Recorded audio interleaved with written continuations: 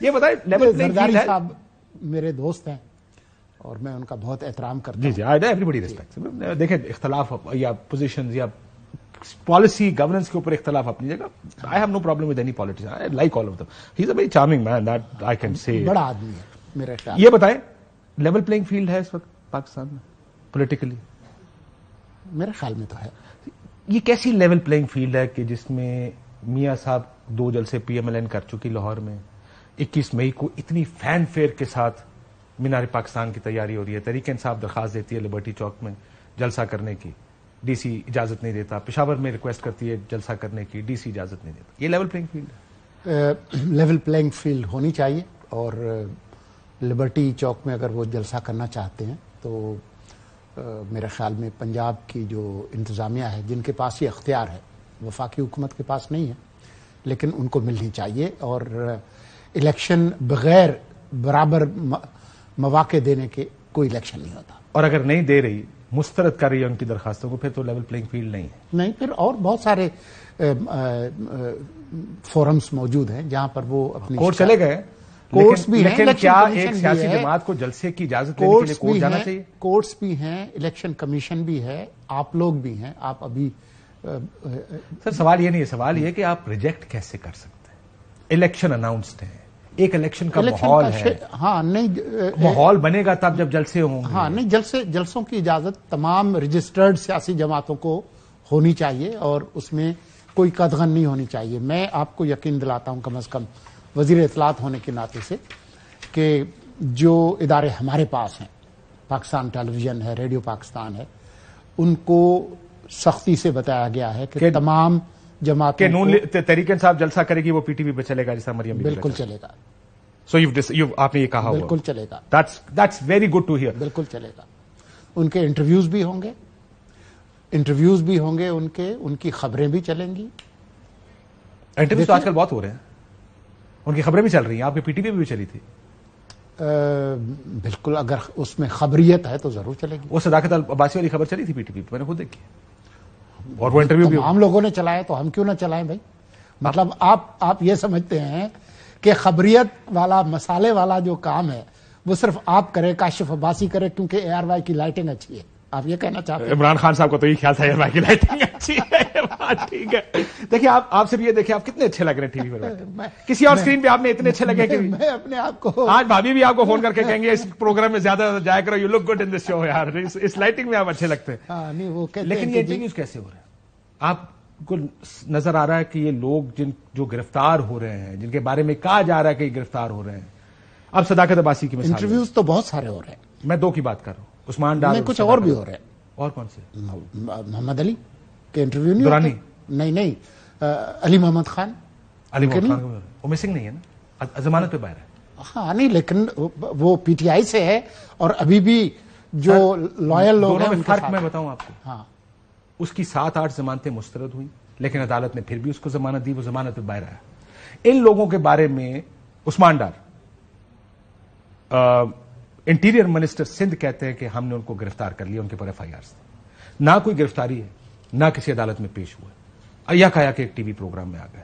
وہ صداقت عباسی, میں کل آپ کا پروگرام بھی دیکھ رہا تھا تل صاحب کے ساتھ, وہ صداقت عباسی جس کی ٹویٹس اگر میں آپ کو دکھاؤں, وہ ٹویٹ ساری ان کی آخری, جس دن ان کی گرفتاری مبینہ طور پہ 1 ستمبر کو ہوئی, اس دن بھی انہوں نے ٹویٹ کیا تحریک انصاف کیا.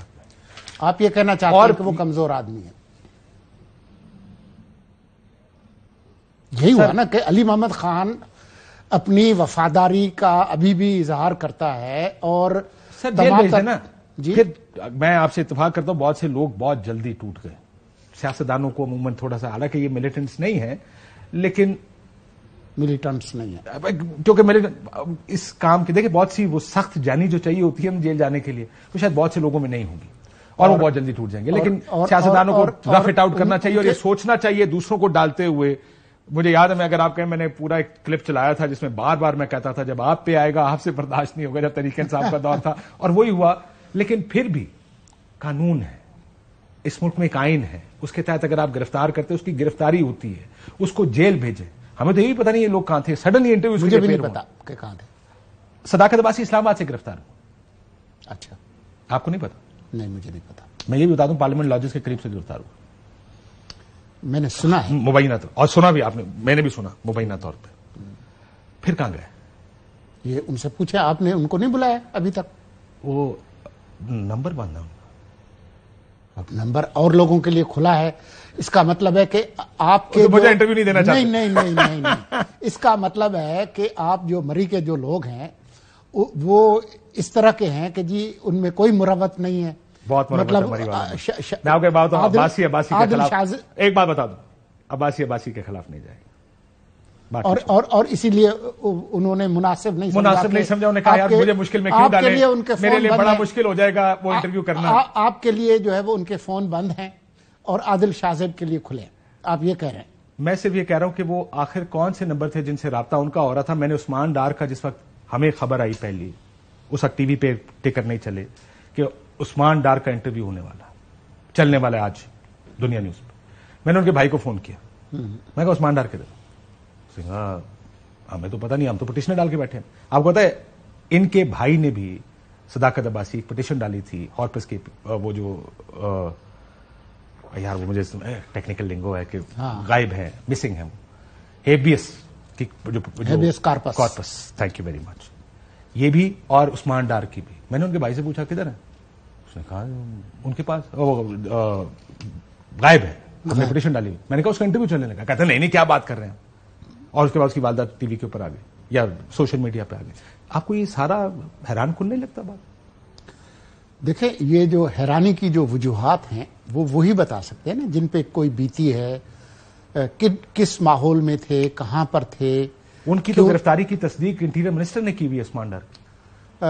आपका इशारा सिंध के वजीर सिंध के, लेकिन बाद में फिर उसकी तरदीद भी आई।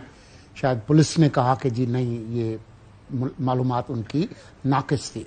और पुलिस से मुझे एक लतीफा याद आ गया जी, बचपन में सुना था, कह तो सुना देता हूं। बता दो। एक बादशाह का हिरन, बड़ा उसका प्यारा हिरन था, उसको बड़ा प्यारा था, गुम गया। उन्होंने कहा सबसे अच्छी पुलिस किसकी?